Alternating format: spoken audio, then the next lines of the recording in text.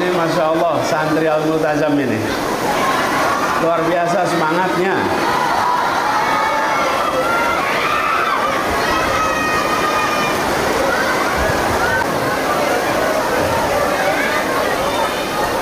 Assalamualaikum warahmatullahi wabarakatuh.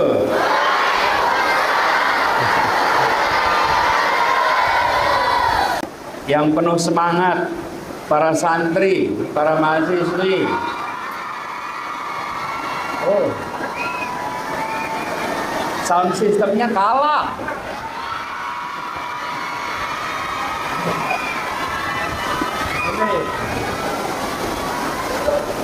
Guru-gurunya mana guru-gurunya nih? Mana suara guru-gurunya? Jangan kalah dong. Masya Allah.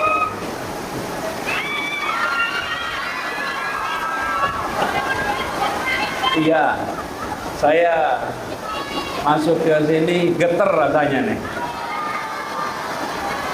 Menyaksikan semangat yang luar biasa. Insya Allah ini menandakan semangat belajar yang tinggi di tempat ini. Tadi lihat MC-MC-nya tadi saya datengin. MC-MC-nya kalian luar biasa. Hebat.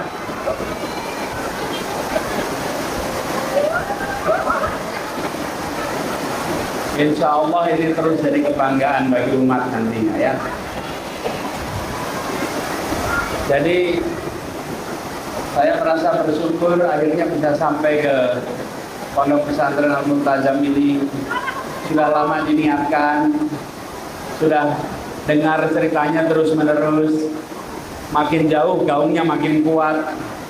Karena sumbernya di sini ada prestasi yang luar biasa. Mudah-mudahan makin hari makin berkembang dan makin memberikan kontribusi yang besar untuk umat. Jadi Bapak Ibu sekalian, para guru, saya sering datang ke sekolah, madrasah, pondok, bolak-balik, banyak tempat.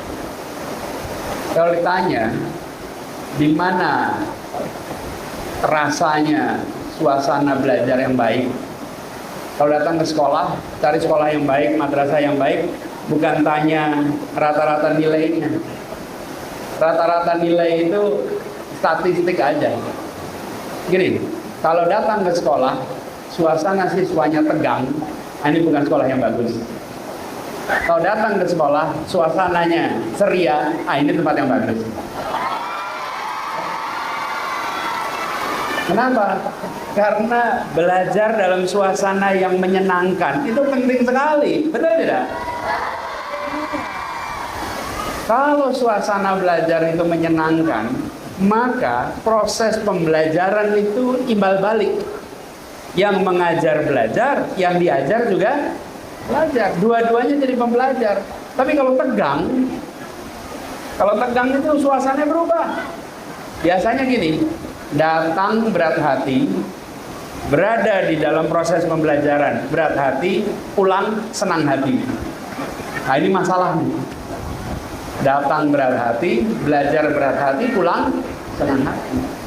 Tapi kalau datang dengan senang hati, dalam proses pembelajaran senang hati, pada saat pulang berat hati, berarti di situ ada pendidikan yang baik. Insyaallah Al-Multazam termasuk yang baik.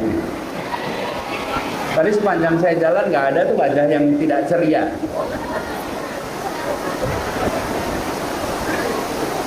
Nah, saya dapat tugas.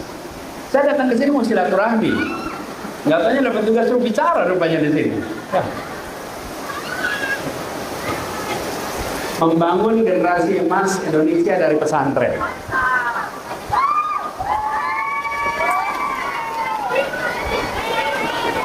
Di sana kedengeran nggak suaranya? Kedengeran?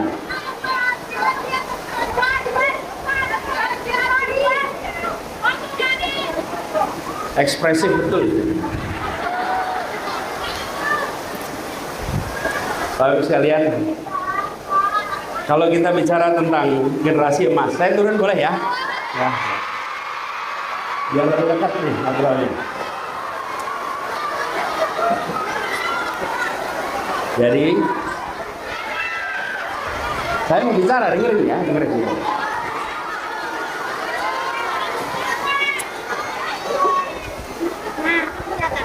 Izin saya ke belakang Pak, biar nanti bisa nyambung semuanya. Ya, jadi adik-adik semua, ini saya ngobrol sama adik-adik santri ya, guru ya, sama adik santri ya. Jadi mana mulai barisan santri di mana nih? Apa? Ya, boleh.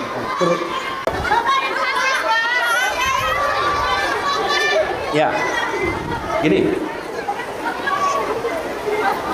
Kita bicara tentang membangun generasi emas Indonesia dari pesantren yang sekarang sudah ditumbuhkan. Ini seru betul ya, penonton samping. Oke.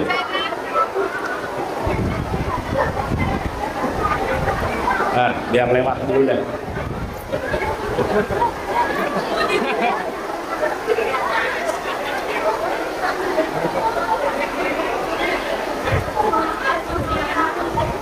Ya,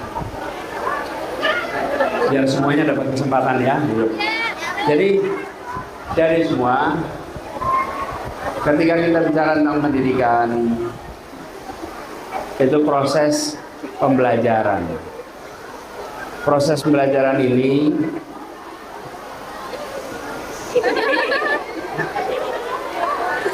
saya jadi susah konsentrasi ini. Jadi ketika kita bicara proses pendidikan, ada beberapa hal yang sudah sering diungkapkan, tapi saya ingin ulang di sini.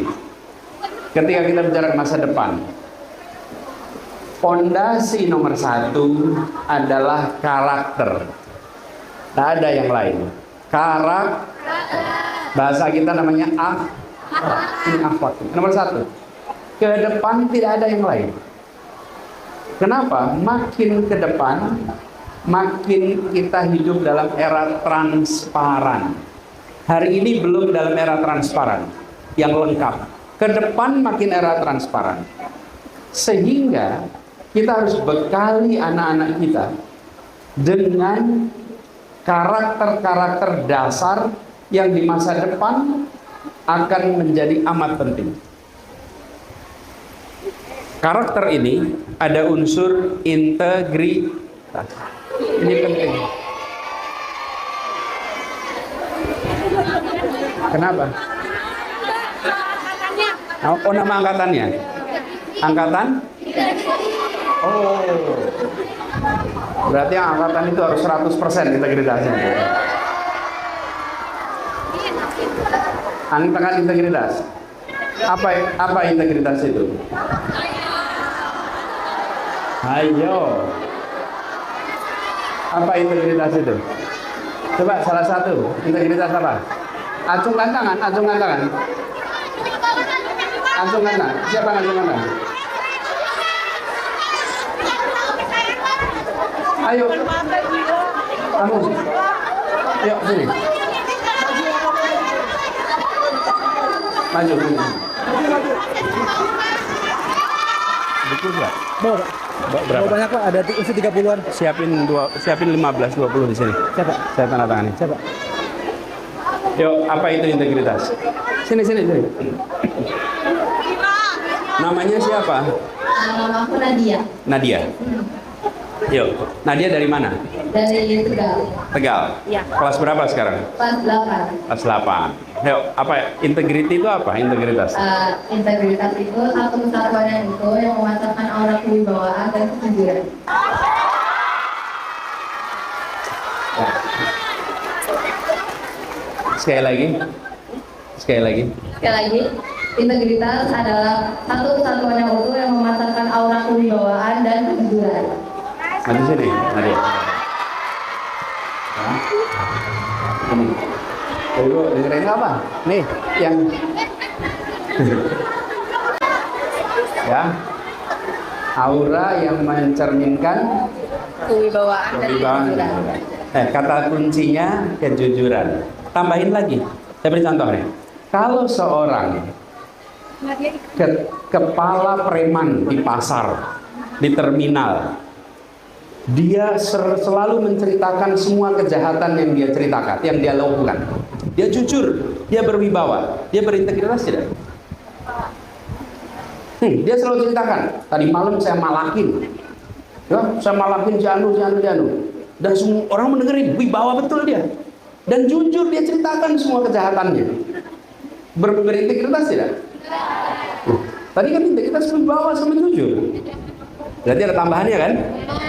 Yang dikerjakan sesuai dengan nilai-nilai kebenaran, ya, dan sesuai dengan kepentingan umum. Jadi benar, jujur, betul, berwibawa, tapi yang dikerjakan harus benar. Tambahkan itu, karena jujur aja nggak cukup. Itu para perampok-perampok tuh banyak yang jujur. Bisa nggak kita bilang berintegritas? Gak bisa. Berintegritas itu bila yang dikerjakan sesuai nilai kebenaran dan dilakukan dengan kebaikan dan disampaikan dengan gitu ya Nadia? Ya. Angkatan integritas mana angkatan integritas? Tambahin ya definisinya ya. Oke, Nadia selamat. Boleh kembali lagi sekarang. Terima kasih Pak. Tepuk tangan buat Nadia. Nah.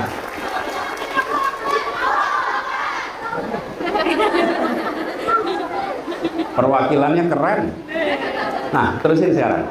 Jadi satu karakter. Teman-teman sekalian, kenapa saya katakan integritas ini paling penting? Di negeri ini kita bicara tentang Indonesia. Salah satu masalah paling besar di negeri ini adalah soal integritas. Praktek korupsi itu gejalanya. Penyakitnya adalah tidak adanya integritas.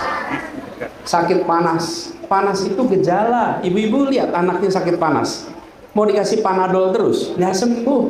Kenapa? Panas itu ada infeksi. Selama infeksinya tidak dibereskan, gejalanya nggak akan pernah hilang. Walaupun dikasih Panadol, kalau infeksinya nggak dikasih antibiotik, nggak akan pernah sembuh. Itulah sebabnya problemnya harus diberesin, namanya ke depan sekalian. Di berbagai negara, setiap orang punya rekaman seumur hidup. Hari ini Indonesia belum, tapi ke depan punya rekaman seumur hidup. Pernah melanggar di Kabupaten Kuningan, pindah kabupaten lain diingat karena ada catatan kriminal rekod namanya. Oke? Pernah utang ke bank nggak bayar, seumur hidup diingat. Kenapa? Ada namanya kredit rekod. Ke depan semua kita akan punya rekod, punya rekaman, karena digitalisasi terjadi. Bila kita tidak bekali dengan integritas, maka anak kita akan punya rekaman-rekaman seperti itu. Ini negeri ini, seluruh dunia sedang bergerak nih. Jadi nomor satu, karakter, integritas unsur utamanya. Tapi nggak cukup. Karakter itu dua, karakter moral dan karakter kinerja. Ini karakter moral apa sih? Tadi berintegritas, tawadhu, soleh, takwa, kemudian menghormati orang tua. Itu namanya karakter moral. Karakter kinerja, tangguh, ulet, kerja keras, tak mudah menyerah. Kan kita tidak ingin jujur tapi malas, atau kerja keras tapi culas. Betul nggak? Nah, jadi kira-kira itu karakter. Nah, yang kedua, unsur yang kedua nih, kalau kita bicara generasi emas, ada 4K. 4K nih. Yuk, saya ke belakang ya. Jadi, ada 4K nih keterampilan yang disebut sebagai abad 21. Sudah sering dikatakan, tapi saya ingin garis bawahi. Nomor 1, kemampuan berpikir Ada nggak kelas kritis di sini?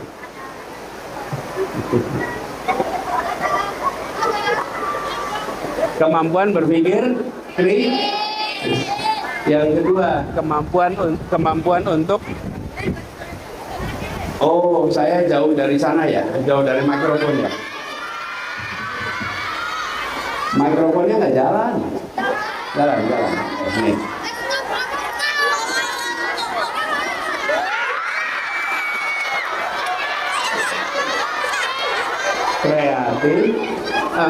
kritis, kedua yang ketiga kemampuan komunikasi, yang keempat kemampuan itu 4 itu yang mendasar. Kemampuan berpikir kritis ini yang harus ditumbuhkan di umat Islam. Banyak dari kita memiliki kemampuan berpikir, tetapi kapasitas untuk berpikir kritisnya nggak tumbuh. Teman-teman harus menumbuhkan kemampuan berpikir kritis. Insya Allah di Al-Multazam ini ditumbuhkan kemampuan berpikir kritisnya. Ya, aman. Kemudian, teman-teman sekalian, adik-adik, kemampuan berpikir kritis ini harus menjadi prioritas utama. Yang kedua, dari kritis bisa dari kreatif itulah kemudian muncul banyak inovasi, banyak perubahan, dan adik-adik semua nanti akan bisa merasakan itu. Maaf ya, apa aja 4 itu tadi? Kritis, kreatif, komunikatif. Tepuk tangan buat semuanya.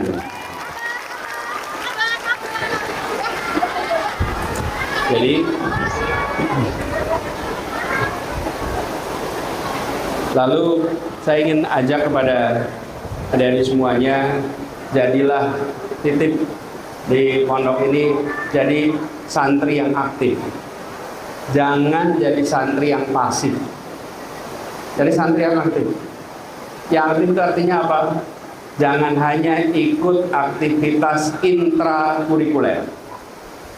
Ada kegiatan intrakurikuler, ada kegiatan ekstrakurikuler, ada kegiatan non-kurikuler, ada disebut dengan co-kurikuler. Jangan hanya aktif di dalam intrakurikuler, tambahkan.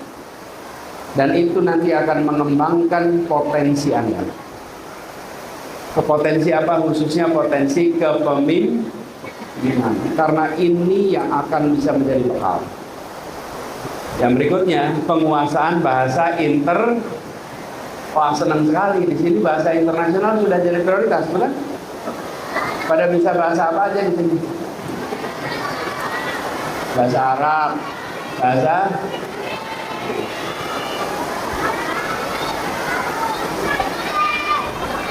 bahasa apa? 2 ya. Arab dan Inggris. Tadi saya sebut bahasa internasional, bukan bahasa asing. Apa bedanya? Kalau bahasa asing itu bahasa yang bukan bahasa kita. Kalau bahasa internasional, bahasa yang digunakan antar bangsa. Oke? Bahasa Thailand itu bahasa asing, tapi bukan bahasa Nah, yang kita harus kuasai bahasa Kalau adik-adik menguasai bahasa internasional, maka insya Allah nantinya akan menjadi alumni-alumni yang membawa nama baik Al-Multazam dan Indonesia ke gelanggang internasional. Karena bahasanya ada. Kalau nggak bisa bahasa internasional, yang arenanya lokal. Betul tidak? Nih, adik-adik harus menguasai, kalau di sini jadi 4 bahasa nih. Bahasa lokal harus bisa, bahasa nasional bisa, dan di sini ada 2 bahasa itu dahsyat tuh. Insya Allah bisa ke semua level tuh.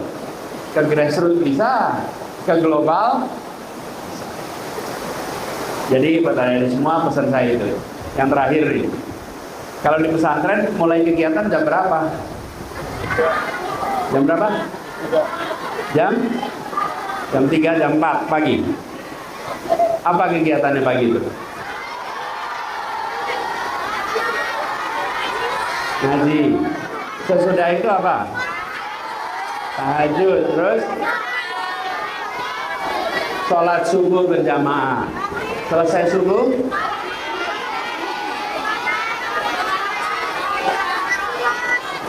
baca Quran lagi. Habis sampai jam 6. Terus jam 6 apa? Siap-siap. mandi. Kemudian masuk kelas jam 7 masuk kelas sampai 12. Terus duhur dulu. Habis duhur nggak makan siang. Makan siang. Habis makan siang kuliah lagi, sekolah lagi sampai jam 3. Terus asar. Habis asar kuliah lagi. Yang anak-anak makan sore. Terus sudah itu olahraga, mandi sampai jam 5. Terus maghrib. Habis maghrib apa? Menghafal sampai isya. Habis isya sholat isya. Sholat isya kajian sampai jam 8. sampai jam 8. Habis jam 8 belajar malam sampai jam 10. Jam 10 apa? Tidur. Oke, dengerin nih. Coba adik-adik itu dengerin nih. Anda bangun jam 3, terus kegiatan sepanjang hari sampai malam, sampai jam 10 malam. Capek nggak? Jujur. Capek nggak? Capek. Capek nggak? Capek sekali atau capek biasa? Nih, dengerin teman-teman. Di luar sana ada jutaan anak yang baru bangun subuh, habis itu tidur, habis itu tidak ada kegiatan, habis itu sekolah 5 jam, 6 jam, habis itu main. Setelah main, pulang ke sekolah, pulang ke rumah, belajar sebentar, tidur, santai, enak. Kalau ditanya capek enggak capek. Yang di sini jam 3 udah bangun, terus tiap hari jam 10 malam, istirahat 5 jam, bangun lagi. Betul tidak? Nih, boleh nggak geser dikit biar nggak nunduk? Duduk aja nggak apa. Jadi adik-adik tahu tidak yang disebut sebagai batu bara? Tahu batu bara?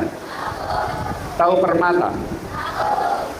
Batu bara dan permata memiliki unsur pembentuk yang sama, materialnya sama, yang jadi batu bara sama yang jadi permata. Apa bedanya? Di tempat yang material itu tidak kena tekanan tinggi, tidak kena suhu tinggi, dia jadi batu bara. Dan batu bara ini kalau dijual hitungannya ton. Kalau permata hitungannya gram. Tidak ada orang jual batu bara gram. Dan tidak ada orang jual batu bara permata ton. Bu mau beli permata 2 ton. Nggak mungkin. Kalau permata pasti gram, berapa karat, gram, betul tidak? Nilainya beda sekali antara yang batu bara dan yang permata. Yang satu tidak kena tekanan tinggi, jadinya batu bara. Yang kena tekanan tinggi, suhu tinggi, berat sekali, berlama digembleng itu dalam bumi, dia keluar dari permata. Adik-adik di sini digembleng untuk jadi permata umat ke depan. Ya? Jadi yang menjalani berat-berat ini, ingat-ingat nih, saya mau jadi permata di Darul Multazam, bukan sekedar lelah. Sama materialnya. Anak-anak kita ini sama semuanya. Bedanya ada yang mendapatkan kesempatan untuk digembleng dan penuh ilmu di sini. Kenapa dikerjain rutin? Supaya terjadi pembiasaan. Kalau sudah jadi kebiasaan nanti jadi budaya. Udah jadi budaya. Kalau udah jadi budaya udah nggak perlu diingetin lagi. Udah langsung tuh terjadi. Dan itu terjadi di sini. Jadi adik-adik, ketika Anda menjalani dan mengatakan capek, berat, normal. Tapi sadari, ini adalah perjalanan panjang untuk jadi mutiara, permata-permata kebanggaan bagi umat kita. Ya, adik-adik semua di sini. Nah, ini semua bagian dari proses belajar panjang. Jaga stamina itu. Jaga stamina itu. Jangan sampai kendor. Jangan sampai luru. Ya, itu pengantar dari saya. Kalau ada yang mau tanya boleh. Aja. Yuk, Anda langsung tanya. Satu.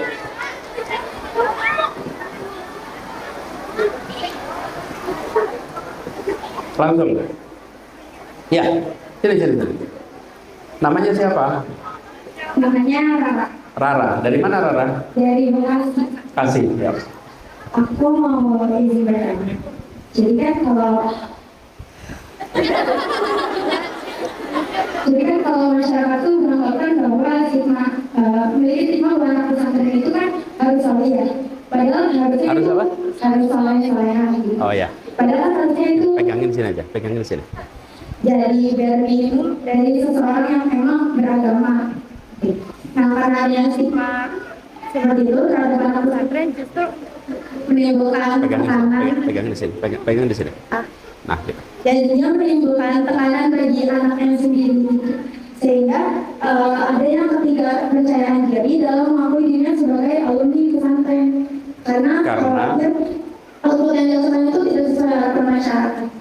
Nah, kalau menurut Bapak, bagaimana cara kita itu sebagai lulusan pesantren itu bangga dengan kita sebagai anak pondok dan bisa menyebar kemanfaatan kepada sekitarnya. Ya, amin. Rara, gini, kalau Rara dapat label itu, oh kalau dari pesantren berarti soleh, dari pesantren soleha, itu dirasa beban? Enggak. Iya, itu namanya masalah yang bagus. Kenapa disebut sebagai masalah yang bagus? Karena dari masyarakat sudah ngasih label bagus. Oh ini soleh. Kenapa? Karena dari pondok. Solehah dari mana? Multazam. Oh top itu pasti. Betul nggak? Ya. Nah teman-teman harus kerja keras menunjukkan supaya menjadi teladan biar diikutin. Biar diikutin. Tadi saya katakan jadi pemimpin. Apa sih syaratnya orang disebut pemimpin? Mempunyai pengikut. Bilang. Syaratnya pemimpin itu apa? Memiliki pengikut. Iya, tuh Rara bener kasih tepuk tangan nih beneran nih. Punya pengikut. Syaratnya punya pengikut. Kalau tidak punya pengikut, bisa nggak disebut pemimpin? Saya sholat sendirian di mihrab, nggak ada makmum. Tapi di tempat imam, boleh nggak saya bilang diri saya imam? Yang membuat saya disebut imam siapa? Makmum. Begitu ada yang mengikuti, langsung statusnya berubah jadi imam. Nah, jadi siaplah jadi pemimpin. Dan ketika ke masyarakat mengharapkan menceritakan ini anak soleh, anak solehah. Kerjakan itu, tunjukkan itu dan jadi pemimpin di masyarakatnya. Ya, gitu ya Rara ya. Makasih. Silakan duduk. Yuk berikutnya. Terima kasih, Pak. Yuk, ini mahasiswa ya?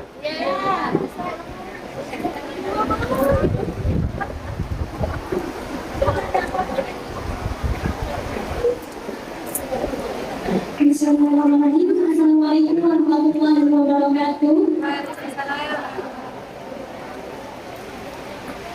Perkenalkan, saya Sabila Hanifah, mahasiswi semester 2. Panggilannya? Sabila. Sabila. Ya. Atau sebelumnya, saya asal Sabila dari Ciamis, Bapak. Malu banget soalnya. Sabila sering nangis kalau misalnya lihat konten apa dan selalu memotivasi diri Sabila untuk menjadi orang yang berdedikasi, untuk menjadi orang yang bertanggung. Terima kasih Anda sudah hadir di sini.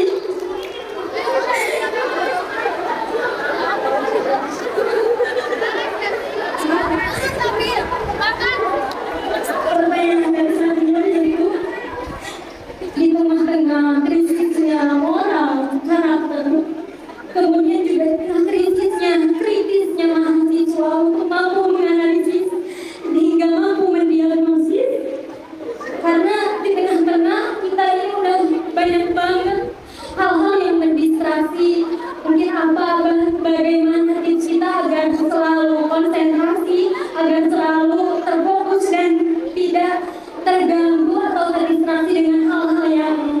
yang jelek gitu.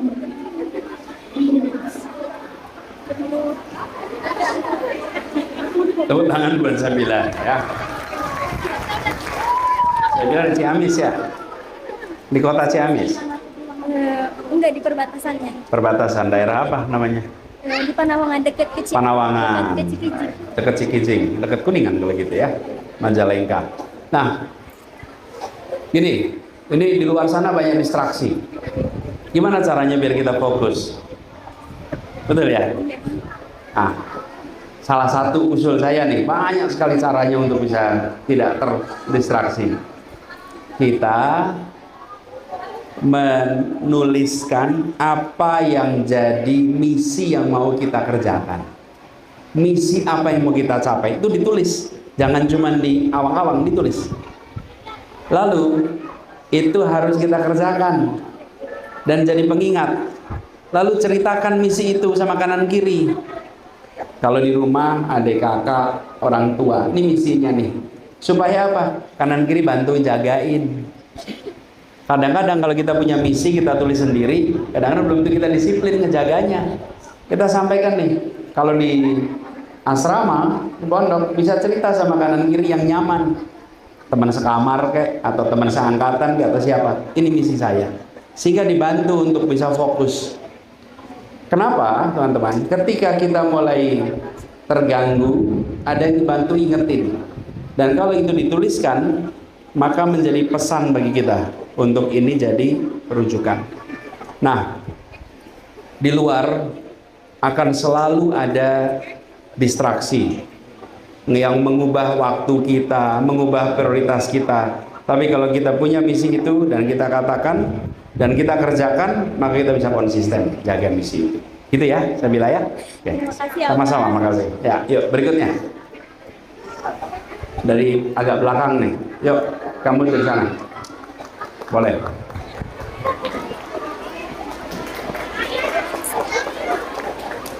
Namanya siapa? Maya. Maya. Maya ke depan sini. Maya kelas berapa? Kelas 8. Kelas 8. Ya, Dari mana asalnya? dari Jakarta. Jakarta. Jakartanya di mana? Ada pusat. Pusat. Yuk, pegangnya di sini aja. Nah, gini. Pegangnya di sini. Ya, gitu. Yuk, Maya, gimana? Kira-kira apa yang bisa membuat Bapak Percaya apa yang Jangan dipegang ini, pegangnya di sini. apa yang bisa bikin Bapak percaya diri buat ngomong di depan banyak orang? Oh, apa yang membuat bisa percaya diri ngomong di depan banyak orang? Maya, sini yuk, depan sini yuk semuanya. Gini, saya mau cerita ya. Yang namanya bicara di depan banyak orang itu prosesnya berlatih.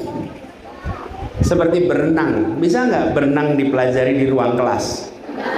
Bisa. Harus nyebur ke kolam berenang. Harus nyebur, nggak bisa berenang pakai alat secanggih apapun, nggak bisa.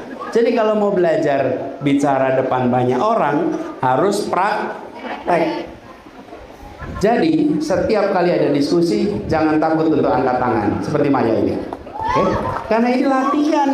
Memang ke depan ini nggak gemeter. Gimana Maya? Gemeter lah. Saya juga begitu. Saya cerita boleh nggak nih? Cerita ya. Saya pertama kali bicara di depan orang banyak itu kelas 5 SD. Saya dapat tugas jadi khotib Idul Adha. Di sekolah nih SD, namanya juga SD. Jadi kasih khotbah Idul.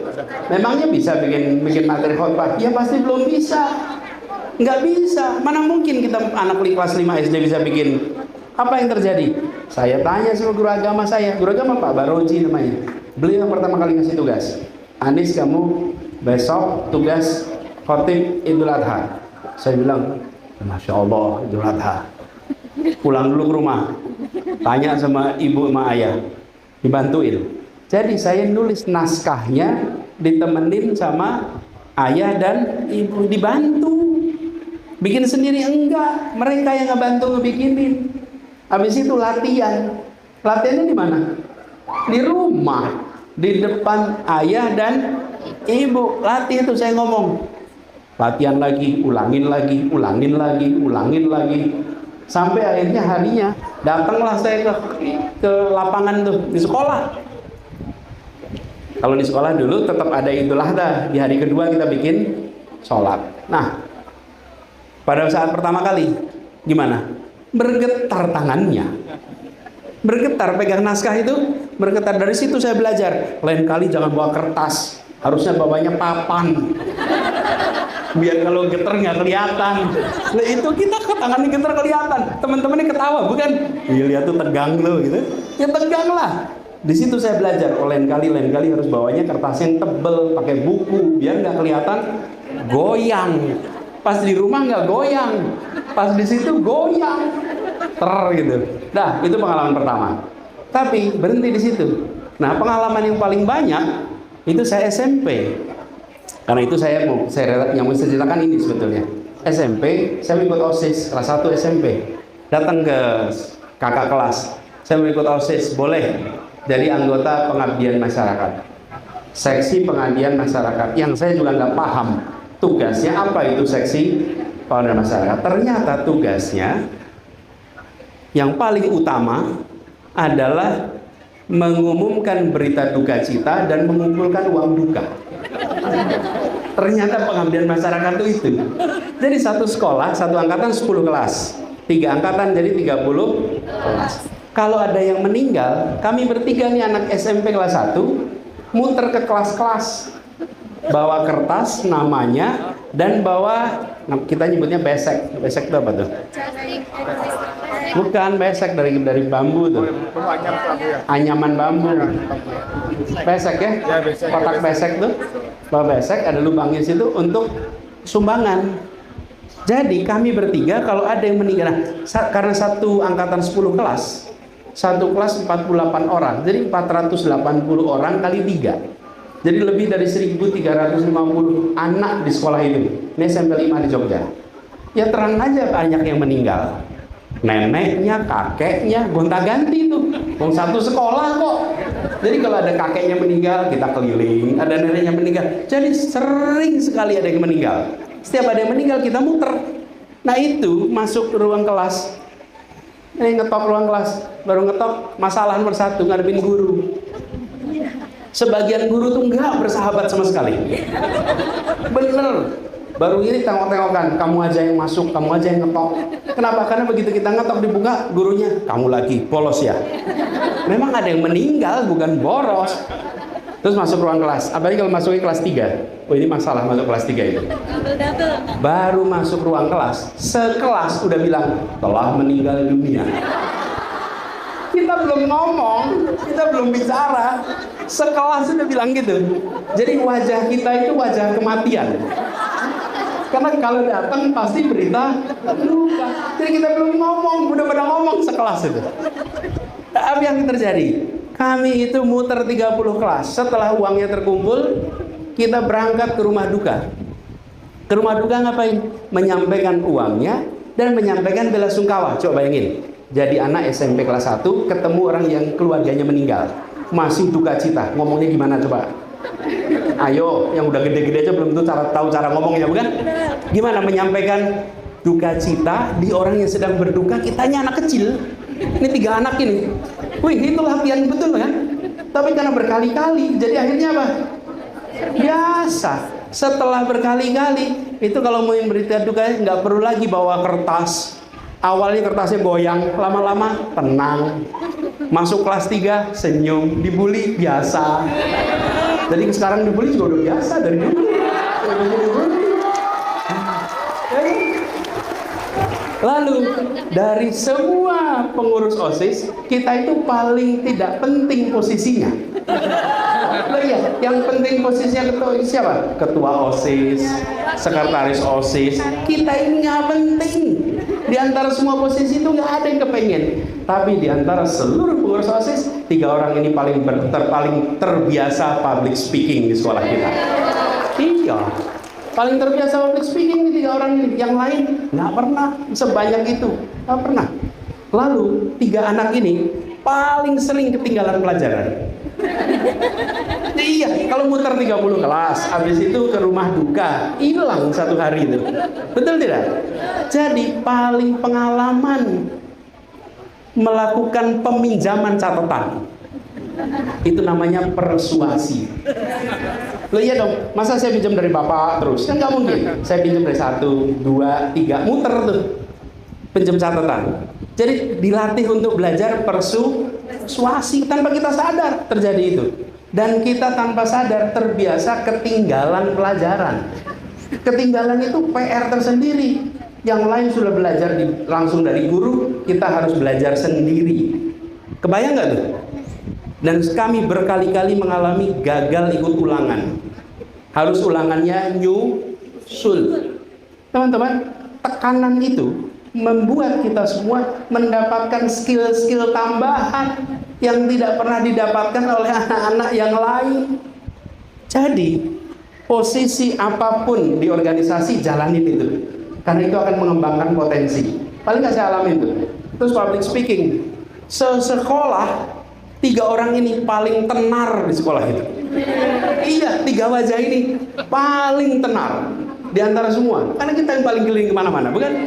Jadi saya kalau ditanya di SMP itu, bener nggak alumni situ? Pasti semuanya bisa bilang bener. Lalu saya muter kemana-mana, semua tahu wajah saya, betul nggak? Nggak ada yang bilang rasanya nggak ada. Karena kita dulu muter ke semua kelas. Jadi sampai sekarang kalau reunian itu pasti semuanya ingat nih tukang layar. Ini kita ini petugas kematian di zaman dulu. Jadi Maya, belajarnya itu dari praktek. Kerjakan itu terus menerus. Jangan pernah takut untuk public speaking. Kalau teman-teman ada acara diskusi, acungkan tangan, ngobrol, bicara. Karena itu melatih Anda, 1, mengendalikan rasa cemas. Begitu sampai ke depan, itu getar tuh. Mengenai cemas. Yang kedua, Anda dilatih untuk menstrukturkan pikiran menjadi kalimat. Memindahkan pikiran jadi kalimat itu proses pembelajaran sendiri. Sesudah itu, Anda menyampaikannya dalam kalimat yang runtut dan berujung pada pertanyaan. Itu proses pembelajaran sendiri. Dan ketika itu dikerjakan terus-menerus, maka Anda akan mampu untuk berpikir secara sistematis. Bisa artikulatif dan sistematis juga. Nah, proses pembelajaran itu terjadi. Jadi Maya, buat teman-teman yang pengen belajar public speaking, jangan membayangkan public speaking itu sebagai sesuatu yang nanti bisa dipelajari di ujung. Jangan, kerjakannya sekarang. Jadi kalau saya ditanya, mulainya dari mana? Tuh kelas 5 SD pertama kali saya ingat public speaking. Yang kedua, SMP, terus latihan, terus sampai kemudian SMA, sampai dengan kuliah. Dan akhirnya sekarang manfaatnya di Al-Multazam, pegang mikrofon gak getar lagi. Udah gak getar lagi nih. Ini dari siapa? Dari pengalaman dulu. Gitu ya Maya ya? Paham? Good. Terima kasih. Terima kasih. Kasih tepuk tangan Mbak Maya. Satu terakhir. Yang agak belakang aja nih, belakang. Yuk, yang paling tinggi acung tangannya. Tuh, kamu tuh paling tinggi belakang sana. Yuk. Kacamata 2, yuk. Ngacungnya sampai 2 tangan gitu. Ini terakhir ya. Yang tanya perempuan semua di sini. Ini ondoknya perempuan. Ayo. Namanya siapa? Aulia Farhan Sadida Sakti. Panggilan? Aulia. Aulia. Aulia dari mana? Dari Cianjur. Cianjur. Kelas? 10. 10. Yuk, sini Aulia. Aku mau nanya, kan sistem pendidikan di Indonesia ini sering berganti-ganti kan, sesuai dengan menterinya. Nah, menurut Bapak, solusi apa sih yang bisa dikasih buat kurikulum yang pas buat generasi aku? Terima kasih. Aulia, bener. Solusinya jangan digonta-ganti.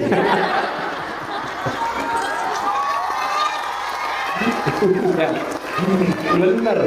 Kasihan betul kalau digonta-ganti itu. Aulia ini bener ya. Saya pernah jadi Mendikbud nih, pernah. Suatu ketika Aulia, saya terima sebuah surat dan lampirannya makalah dari anak SMA yang kira-kira bilang, Pak Menteri, kurikulum yang dikeluarkan Kementerian Bapak itu bermasalah. Masalahnya 1, 2, 3, 4. Saya baca anak ini, boleh juga nih. Jadi saya pikir, saya datang dah ke sekolahnya. Sekolahnya di Jakarta, dekat Rempoa. Saya datang ke sekolah itu, nggak bilang dulu sama sekolahnya. Jadi waktu saya datang, guru piketnya juga shock, Pak. Dia datang tuh, dia diem aja. Bapak, iya, saya dari kementerian Bu, gitu. Terus masuk, saya ketemu anak itu.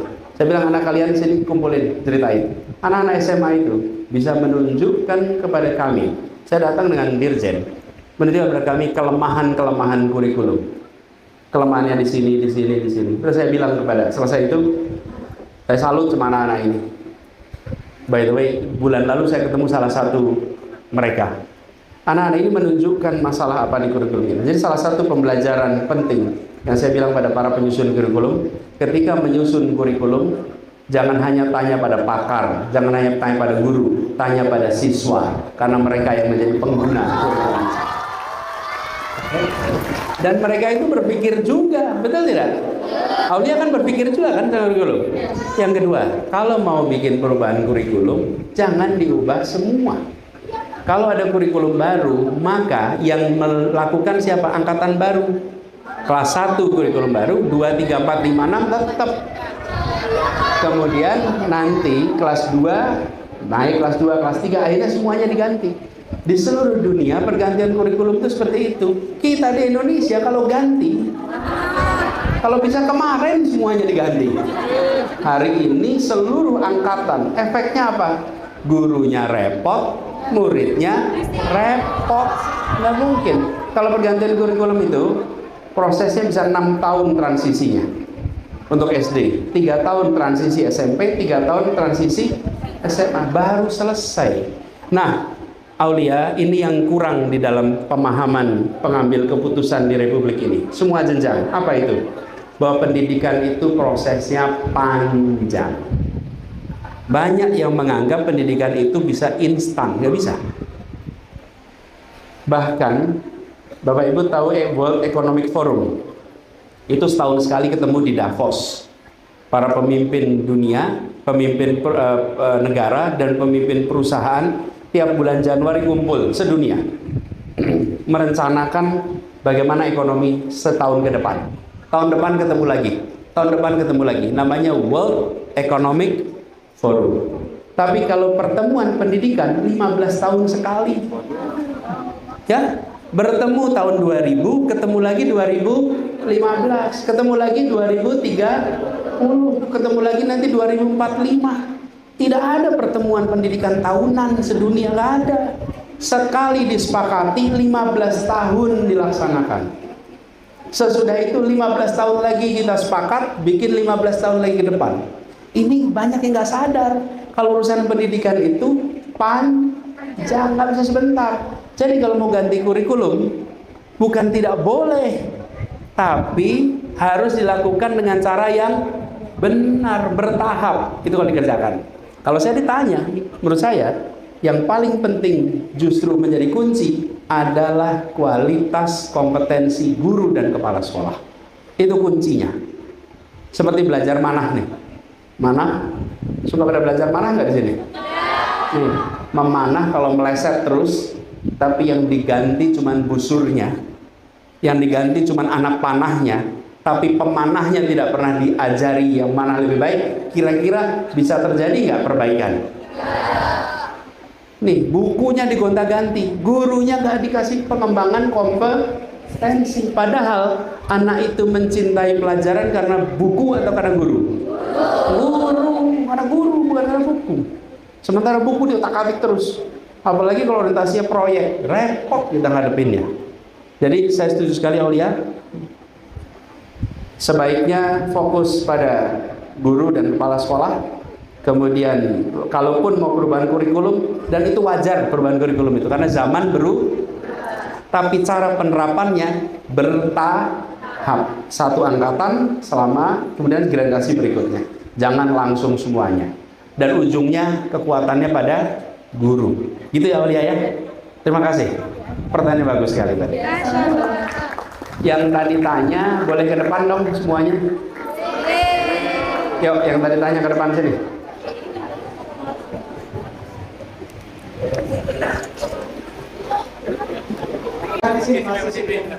Akan dikasih buku sama Nih, Pak Anies. buat Maya. Makasih ya Maya ya. Aulia. Sabila. Oh, sorry.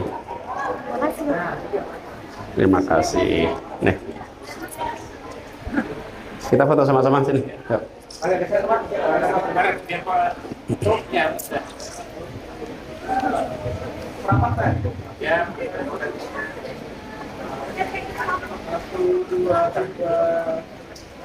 Ya, oke. Baik, Bapak sekalian hormati, terima kasih. Senang sekali. Ini Pak, santri-santrinya tanya bagus-bagus. Pertanyaannya berisi, menunjukkan kepedulian, dan pertanyaannya mengharuskan yang menjawab itu berpikir. Ada pertanyaan yang nggak mengharuskan kita berpikir. Ini mudah-mudahan menjadi penanda dan multazam di anak-anak jadi pembelajar yang luar biasa. Lalu terakhir saya kalau boleh berharap, karena bagaimanapun juga bicara tentang pondok di pesantren, ini di sini banyak guru-guru yang berkumpul bersama, belajar ini dua-duanya. Dan di ruang kelas yang paling banyak belajar yang ngajar, yang paling banyak belajar. Kita semua merasakan itu. Paling lebih banyak ditanya, makin banyak kita merasakan proses pembelajaran. Nah, kita terus berharap suasana pondok menjadi suasana yang menyenangkan. Begitu suasana menyenangkan, belajar itu menjadi menyenangkan.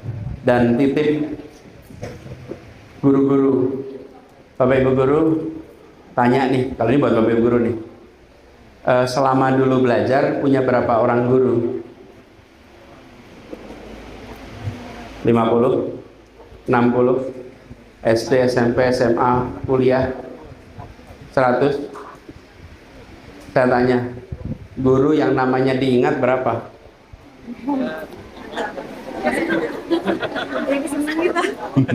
Berapa yang guru namanya diingat? Ini PR nih. Ada yang ingat 10? Ada yang ingat 20? Mana coba 20? Siapa yang ingat 20? 20? Coba 20. Izin menjawab ya Pak. Guru yang diingat sampai sekarang yang pertama mungkin dari semasa waktu Langsung namanya aja, namanya. ya Ustaz Dudu, Ustaz Suwarno, Ustaz Rahmat, Ustaz Ari, kemudian Ustaz Ali, kemudian Ustaz Hafid, kemudian ada Ustaz Hanif, ada Ustaz Devi, kemudian waktu sentralnya ada Bu Enok, kemudian Bu Didin, kemudian Pak Loyo, kemudian untuk PTS-nya ada Pak Angkan, kemudian ada Bu Eti, kemudian ada Pak Rubani, kemudian untuk SD itu ada Bu Nia, ada Bu Uci, ada Bu Umay, kemudian ada Bu